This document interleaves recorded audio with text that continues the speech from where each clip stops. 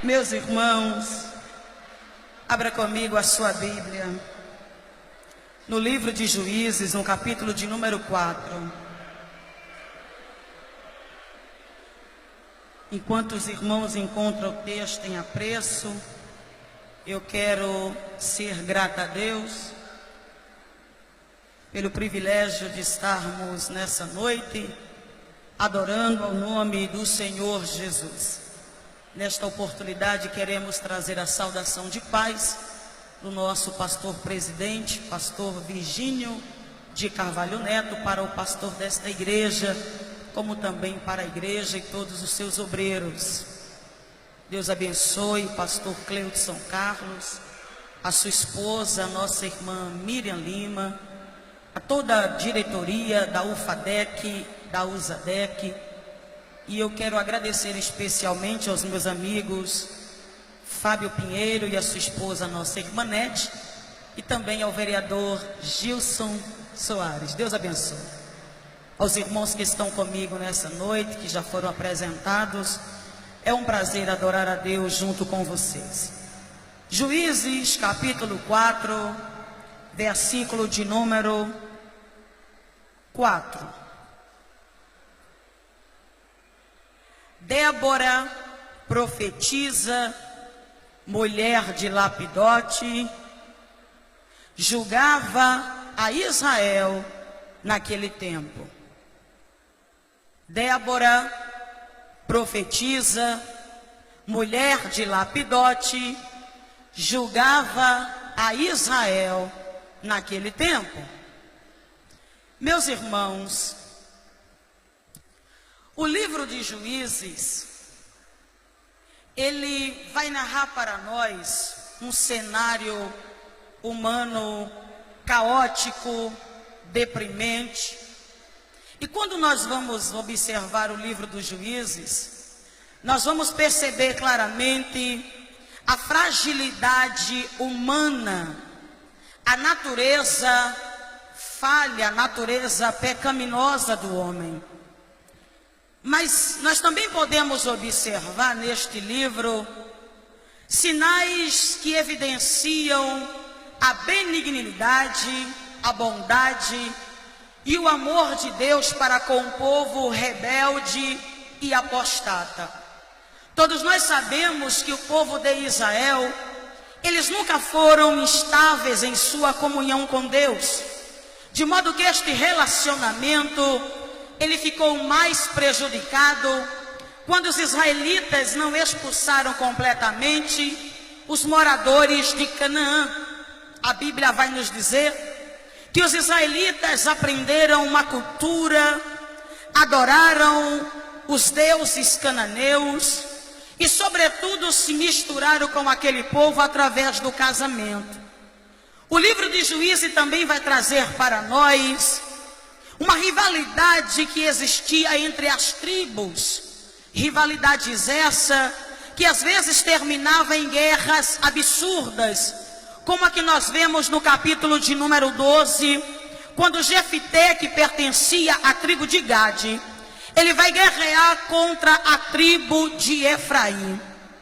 No livro de Juízes nós também vamos perceber que há uma sequência, ou por que não dizer, um círculo vicioso praticado por Israel. E que círculo é esse, pregadora Manuela? É um círculo de pecado, de opressão, de arrependimento, de livramento e de paz. Só que a Bíblia vai nos dizer que quando Israel voltava-se para Deus, Deus ouvia a oração do seu povo e levantava um libertador. Esses libertadores nada mais eram de que homens usados por Deus no seu tempo, em uma localidade, e é bem verdade que a sua atuação estava restrita a um determinado local, e até mesmo a sua influência no que diz respeito à liderança estava restrita a uma ou mais tribos. Esses líderes foram usados por Deus tanto na função civil como na função militar. No capítulo de número 4, a Bíblia vai nos dizer que Israel, o Senhor entregou nas mãos de Jabim, rei da cidade de Azor. É bem verdade que Jabim não é um nome próprio, e sim um título que era dado aos reis da cidade de Azor.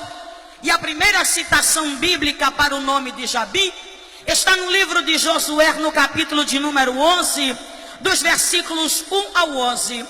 E nesse texto sagrado, a Bíblia vai nos dizer de uma forma muito clara que Josué, juntamente com seu exército, destruiu a cidade de Azor, colocou fogo na cidade. E para os irmãos entenderem a importância que a cidade de Azor tinha, e consequentemente o rei desta cidade, Jabim, ela é descrita como a capital de todos os reinos.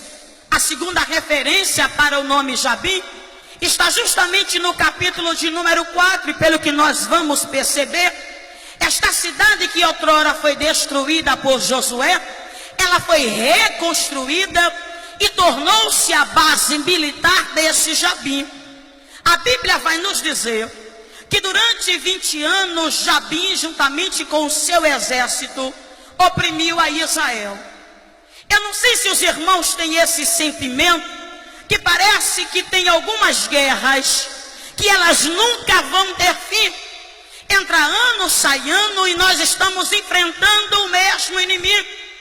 E essa luta com o mesmo inimigo vai nos desgastando, nos desmotivando, de maneira que, quando eu olho para a Bíblia, eu percebo que o segredo para o fim desta opressão, para o fim desta perseguição, para o fim desta humilhação, está no clamor.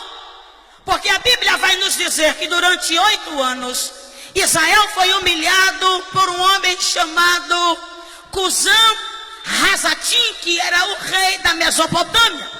Mas a Bíblia vai dizer em Juízes capítulo 3, versículo de número 9: então Israel clamou ao Senhor, e o Senhor levantou um libertador.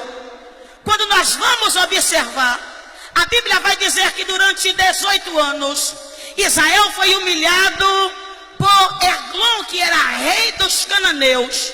Mas no capítulo 3, versículo 15, a Bíblia diz: então Israel clamou ao Senhor, e o Senhor levantou um libertador. A Bíblia vai dizer que durante 20 anos, Israel foi humilhado, perseguido por Jabim, rei de Azor. Mas no capítulo de número 4, versículo de número 3, a Bíblia diz: então Israel clamou ao Senhor, e o Senhor levantou um libertador. Agora preste atenção e se prepare para dar um glória a Deus daquele bem gostoso. Porque quando eu olho para a Bíblia Sagrada, eu vou perceber claramente que não importa o pecado que Israel houvesse cometido, quando Israel se arrepende e volta-se para Deus, a Bíblia diz que Deus ouve e levanta o libertador. Agora escuta, porque a Bíblia vai dizer que não importa quem seja o inimigo, há um Deus no céu que é mais forte do que os valentes da terra. E quando o seu povo abre a boca para clamar, há um Deus no céu que se coloca de pé e levanta alguém na terra. Você pode olhar para essa pessoa que está do seu lado e dizer assim para ela ou para ele: fica em paz. Não importa quem seja o seu inimigo, não importa quem seja o opressor, há um Deus no céu que é sensível ao clamor da sua igreja.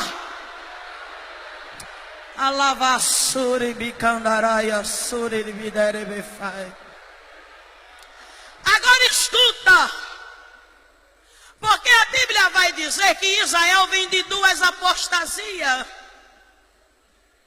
E na primeira Deus usa Otoniel, depois Deus usa Eude, depois Deus usa Sangar, juiz menor, mas usa. Mas no capítulo 4 a Bíblia vai dizer que o Senhor decidiu levantar uma mulher. E quando você vai ler a Bíblia, você percebe que Deus não diz o motivo pelo qual ele decide levantar uma mulher. Você vai ler todo o capítulo 4, o capítulo 5, e você não vai encontrar respaldo que justifique Deus quebrar a regra, quebrar o protocolo, para inserir uma mulher dentro de uma estrutura tribal, onde as mulheres ocupavam uma posição secundária.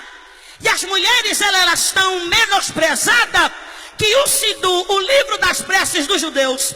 Nós vamos encontrar uma oração que o judeu faz todos os dias pela manhã, no qual ele agradece por 3 coisas. Primeiro, por não ter nascido escravo. Segundo, por não ter nascido estrangeiro. Terceiro, por não ter nascido mulher. Mas quando eu olho para o capítulo 4, não me importa quem seja o inimigo, não me importa a apostasia, não me importa o tipo de crise espiritual. Eu vejo Deus quebrando o protocolo e dizendo: agora eu vou fazer diferente. Eu vou levantar uma mulher, porque eu uso quem eu quero.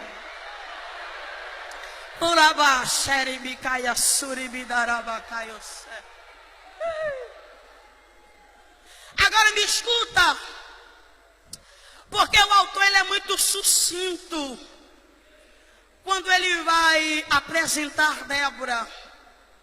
Ele diz apenas que Débora é profetisa, que Débora é juíza e que Débora é mulher de Lapidote. Como profetisa, Débora exercia uma função profética em Israel. Isto significa dizer que para exercer essa função de profetisa em Israel, Débora precisava ter 3 requisitos, porque a mulher chamada por Deus para servir precisa ter esse requisito. E que requisito é essa, Manu? Que requisitos são esses? Primeiro, para Débora exercer a sua função de profetisa em Israel, ela precisa ter relacionamento com Deus. Porque Deus não usa mulher, Deus não usa homem, Deus não usa criança que não tem relacionamento, que não tem intimidade, que não é íntimo com Deus. Não, Deus não usa, Deus não usa. Segundo, para Débora ser usada como profetisa em Israel, Débora tinha que ter sensibilidade para ouvir de Deus e transmitir para o povo. E diga-se de passagem, Débora tinha que ouvir de Deus e transmitir a mensagem fielmente do jeito que Deus mandou. Porque esse negócio de ser profeta e só pregar e só profetizar o que o povo gosta, isso não combina com a irmã Débora.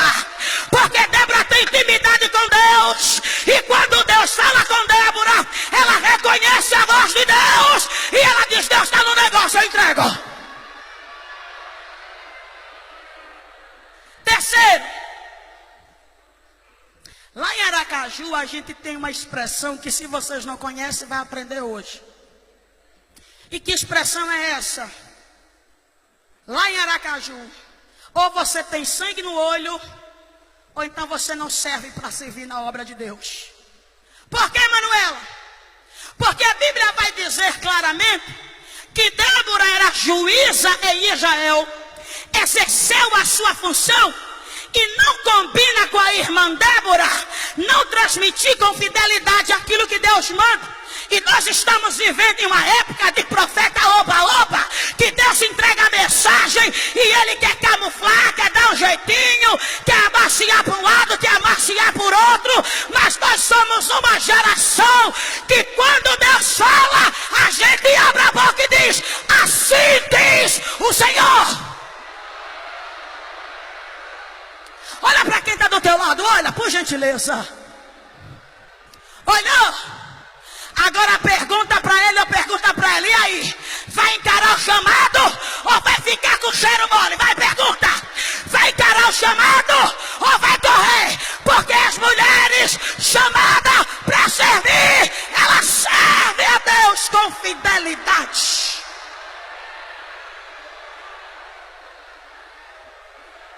Agora escute. Agora escute. Porque a Bíblia vai dizer, irmãos, que Débora, ela é mulher de Lapidote. E eu vou ver se vocês são crentes agora. Porque como mulher de Lapidote é preciso saber onde começa e onde termina o ofício profético. Porque fora, Débora é a maior autoridade, que tem em Israel. Mas dentro de casa, ela está debaixo da autoridade do seu marido. Olha, tem dois crentes por ali. Fora de casa, quem manda é ela, a voz forte é ela, quem entrega decreto é ela, mas dentro de casa é sim, Senhor, amado meu. Como é que é? Quando eu olho para a Bíblia, eu vejo que a mulher chamada para servir, ela é profeta fora, mas é sujeita à autoridade do marido dentro de casa. Eu vou falar, viu, pastor? Porque esse negócio, minha filha, de você querer falar mais alto dentro da sua casa, isso não é negócio de mulher que foi chamada para servir. Receba que é de graça. Urabacala churibidarabacalas. Ei! Como mulher de Lapidote, Débora tem função. E quais são? Débora tem que cuidar da casa. Deixa eu dizer um negócio para vocês de experiência própria. Quando eu voltei para Jesus, lá nos meus 17 anos, eu estava na igreja de manhã, tarde, noite, de madrugada, estava toda hora na igreja. E a minha mãe dizia assim: Manuela, primeiro as obrigações, depois as devoções. Eu disse: como é que é, mãe? Ela primeiro cuide da casa, para depois você querer cuidar da igreja. Porque o ministério é uma extensão da sua casa. Quando eu olho para Débora, se ela é casada, ela tem as suas funções dentro de casa. E esse negócio de dizer que não vai fazer a obra de Deus, porque você cuida da casa, olha para Débora. Débora cuida da casa, mas ela cuida da obra de Deus. Escute. Como mulher de Lapidote, Débora precisa cuidar, repita comigo, de si mesma, diga. Não, pode ser melhor. Débora precisa cuidar de si mesma. Por quê? Irmã, desculpa a sinceridade, mas eu só sei pregar assim. Esse negócio da mulher acordar, passar o dia descabelada, passa o dia de camisola, passa o dia com a camisa do candidato, não se ajeita, não se cuida, não faz nada. Eu vim de Aracaju para te dizer: você é mulher de Deus, mas você é mulher de Lapidote também. Se cuida, minha filha, porque a mulher de Deus chamada para servir, ela não abre brecha para que o diabo entre no casamento, para depois não pagar o preço. Você é mulher de Deus, mas é mulher de Lapidote. Estou errada, meus irmãos? Estou não, né? Agora escute, viu? Porque como mulher de Lapidote, os irmãos agora vai dar glória. Se não der, eu vou aí puxar na gravata. Como mulher de Lapidote, olha para cá. Débora precisa cuidar de Lapidote.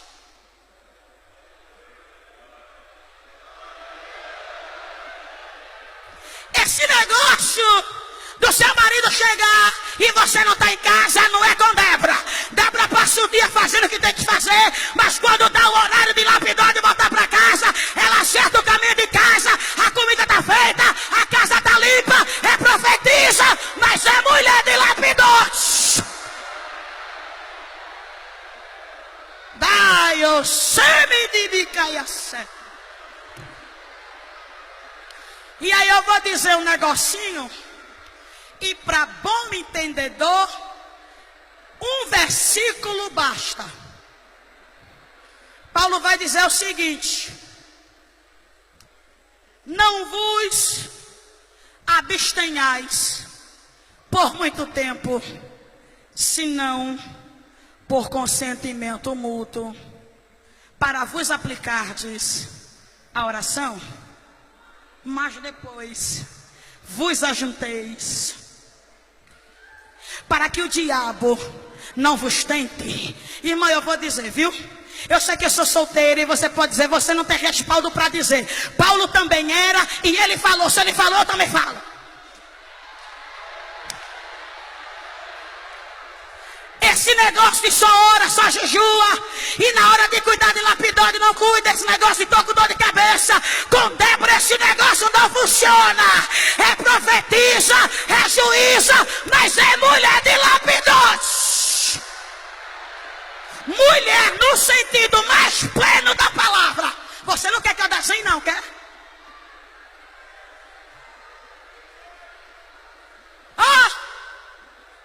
Aí a Bíblia vai dizer que é esta mulher cheia de afazeres que Deus chama para servir, irmã Joelita. Porque quando eu olho para a Bíblia eu vejo que Deus não chama desocupado para servir. Chamou Gideão, estava malhando trigo no lagar.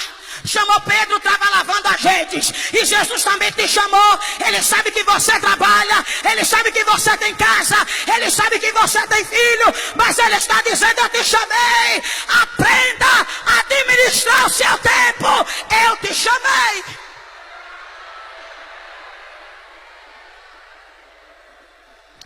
Deus chama. E sabe o que eu acho interessante? É que o nome de lapidote, no original, significa tocha acesa. E a tocha serve para quê? Tocha acesa fala de fogo. O nome lapidote significa tocha acesa. E quando eu vou olhar para este homem, eu percebo que a única coisa que a Bíblia diz sobre ele é o seu nome. No entanto, o significado do seu nome revela muitas coisas. A primeira é que quem tem tocha acesa não se preocupa, Miriam, em apagar a tocha dos outros. Não, você não entendeu. Porque o que a gente vê por aí, aqui não tem não. Eu só estou falando aqui, não tem não. O que a gente vê por aí, meus irmãos, é uma ciumeira braba dos irmãos, porque a mulher tem ministério e é um ciúme, é uma inveja. Quando eu olho para lapidote, ele tem tocha acesa, e quem tem tocha acesa não abafa, não apaga ministério de ninguém. Olha aí. Segunda coisa, lapidote, tocha acesa, fogo. E fogo serve para quê? Para proteger. E aí receba que é de graça. Os irmãos já pagaram, então receba que é de graça. Quando alguém chegar para você e disser bem assim, irmão, sua mulher só vive no círculo de oração. Sua mulher só vive na consagração. Aí lapidote, a tocha acesa que protege, vai dizer assim, é verdade, mas antes de ir ela cuidou da casa, deixou a comida feita, cuidou do meu marido, cuidou dos meus filhos. Você tem que proteger o ministério da sua mulher, porque quem é lapidote, ele protege. E coisa boa, irmão, é quando nós temos um lapidote do nosso lado. Ai, Deus é tão lindo. Meu relógio não é crente não, está desviado. O seu também está assim? O meu também está. Desviou. 9:10. Aí quando eu olho para a Bíblia, o texto vai dizer que Deus fala com Débora, porque é isso que o texto nos dá a entender. que Deus fala com Débora e manda a Débora chamar Baraque. Por que Débora mandou chamar Baraque? Escuta, porque a mulher chamada para servir precisa entender isso aqui. Por que Débora mandou chamar Baraque? Primeiro, porque Deus mandou. Segundo, porque Débora entende que ela tem limitações. A mulher chamada por Deus para servir não é Mulher Maravilha, não é. Ela entende que tem as suas limitações. E se ela entende que tem as suas limitações, ela reconhece que existem pessoas que podem estar do seu lado para que juntas possam vencer o inimigo. Aí a Bíblia vai dizer que Débora manda chamar Baraque. Sabe o que eu acho lindo, irmão? É que Débora já tem um lapidote que protege dentro de casa, e Deus coloca um Baraque do lado dele. Sabe por quê? Porque o texto vai dizer que quando Baraque recebe o convite de Débora, em nenhum momento ele coloca a Débora de escanteio. Não. Quando Baraque recebe o convite de Débora, em nenhum momento ele vai dispensar o serviço da nossa irmã Débora. Porque nós vivemos em uma época que é assim. Infelizmente não há muita diferença em alguns lugares. As mulheres na primeira oportunidade é colocada de escanteio, não serve mais. Mas quando eu olho para a Bíblia eu vejo que tão importante quanto Deus levantar Débora e Israel é levantar Baraque para estar do lado dela, para dizer: tu vai, eu vou com você, eu vou para a batalha, mas tu vem comigo na oração. Você pode dizer isso nessa noite?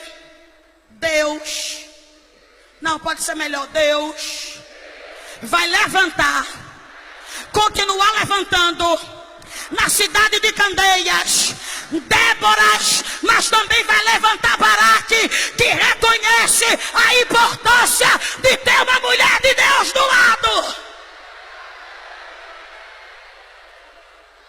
Vamos correr? A Bíblia vai dizer, irmãos, que por causa dessa atitude, Deus tira, olha para cá, Deus tira a honra da batalha que seria de Baraque. E há quem diga que Baraque era covarde, medroso. Só que eu nunca vi covarde ser honrado. Porque quando você vai para Hebreus capítulo 11, na galeria dos heróis, aparece o nome de Baraque. Então, se ele fosse covarde, como muita gente diz, o nome dele não estaria lá. A única coisa que acontece é que ele perde a honra da batalha, por ele ter condicionado a sua ida à presença de Débora. Mas eu também entendo que é importante você ter um apoio de intercessão do seu lado. E em outras palavras, Baraque está dizendo: eu não posso deixar de honrar quem tem história em Israel. Não, você não entendeu. Eu vou dizer de novo. Baraque é o tipo de homem que honra quem tem história.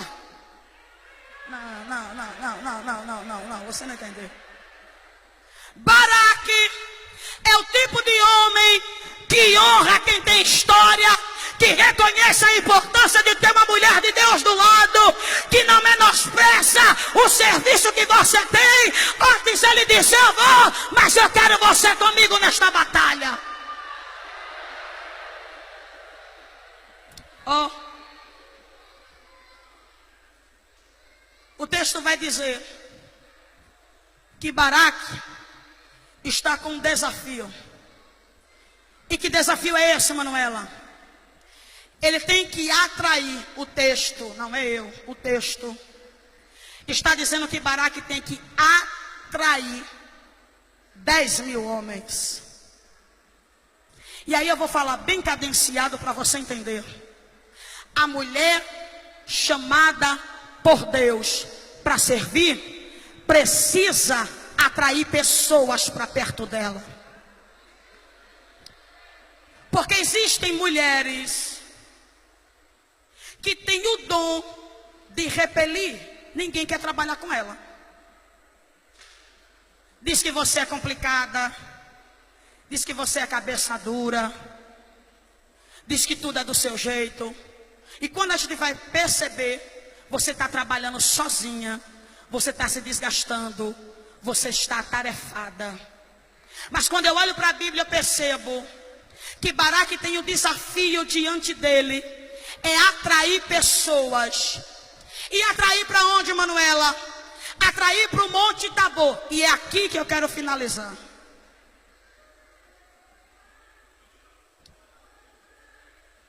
Porque você atrair pessoas pode até ser fácil. Mas quando diz atrair para o monte, o negócio fica difícil. Baraque está com a responsabilidade de atrair 10.000 homens para subir o monte.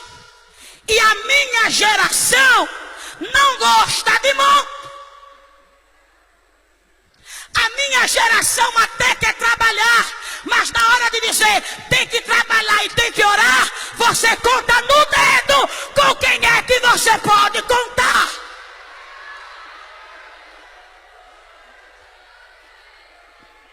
Assessoria. Baraque tem que atrair para o monte. E quando falamos de monte, falamos de sacrifício. Quando falamos de monte, falamos de renúncia.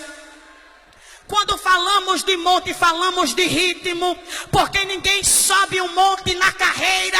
Você tem que encontrar o ritmo e manter este ritmo para ter fôlego, para chegar lá em cima. Aí tem muita gente que até começa servindo bem, mas depois já está com a língua de fora. Mas quando eu olho para a Bíblia, eu percebo que Baraque atrai gente para subir monte, porque tem constância na oração. Com a permissão do pastor da igreja, fica de pé.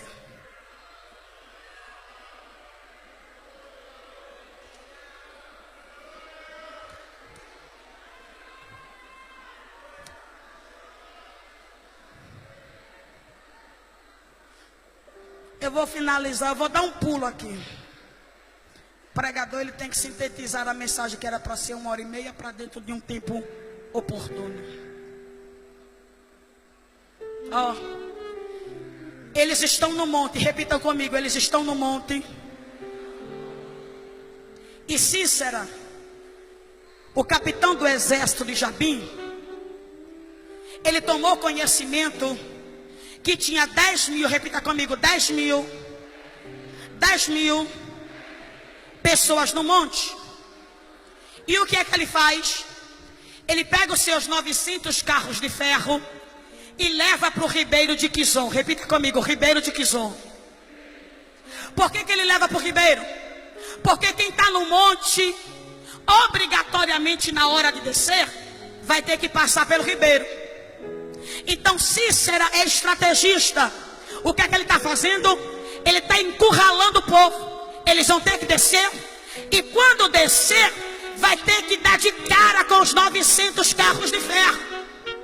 Baixinho, baixinho. Só que o Ribeiro de Quizon é sazonal, ou seja, de acordo com a estação do ano, ele enche e ele seca. Se você ler o capítulo 4, você vai perceber que o ribeiro está seco. Porque se estivesse seco, nenhum capitão em sã consciência ia colocar carros com rodas de ferro dentro do lamaceiro. Concordam comigo? Então significa dizer que não choveu, o rio está seco, e eles estão esperando a primeira oportunidade para encurralar o povo. Aí você vai para o capítulo 5 e você vê a irmã Débora, aquela que se levantou como mãe em Israel.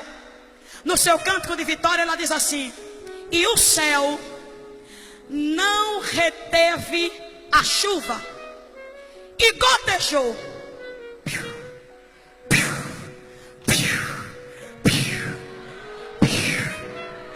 Ô pastor, sabe o que é que Débora está dizendo?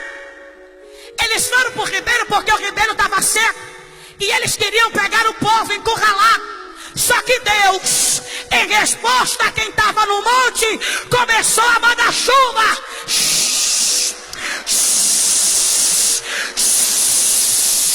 Deixa eu ver se tem alguém que está entendendo.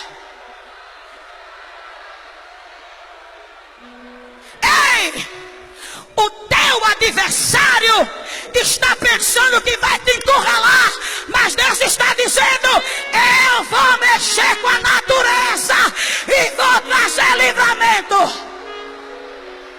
Pega na mão de alguém, pega. Pega.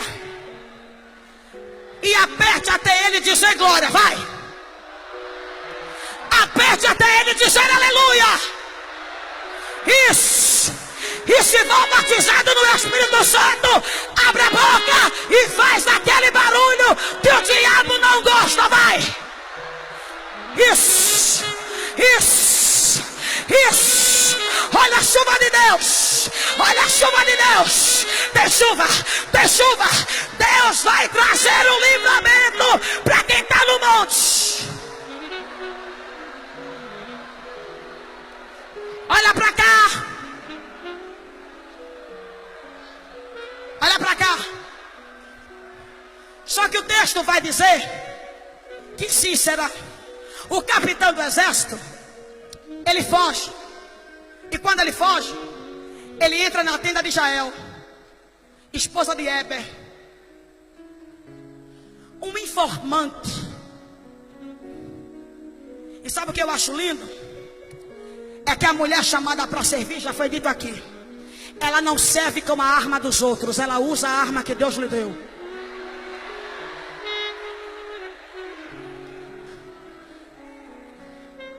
Quando, a convite de Jael, o capitão entra na tenda, ele pede água e ela dá leite.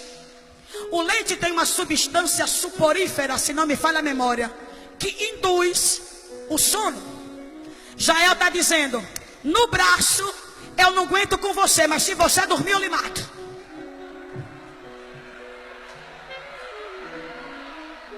O sexo frágil está dizendo: no braço eu não aguento com você, mas quando você dormir, eu que entendo de tenda, sem manejar estaca, na primeira oportunidade eu lhe mato. Vai, dorme. Olhe para aqui. Cícera dorme. E o texto vai dizer que ela vai fincar a estaca na têmpora. Por que não no coração? Por que na têmpora? Porque cabeça fala de comando. É aqui na cabeça que maquinam os projetos contra a sua família, contra o seu ministério, contra os obreiros da igreja, contra as irmãs, contra os irmãos. Aí Jael está dizendo: eu vou atingir é na cabeça, porque é lugar de comando. E nunca mais você vai armar contra a igreja de Deus. Deixa eu te dizer uma coisa. A mulher chamada por Deus para servir, se alguém tentar entrar na tenda dela, pode até entrar, mas vivo ele não sai. Ei, receba, porque isso aqui é profético de Deus para a tua vida. Lá na tua casa, no teu trabalho, alguém entrou e Deus está dizendo: ou se converte ou vai sair morto. Receba, receba, receba, receba, receba, receba.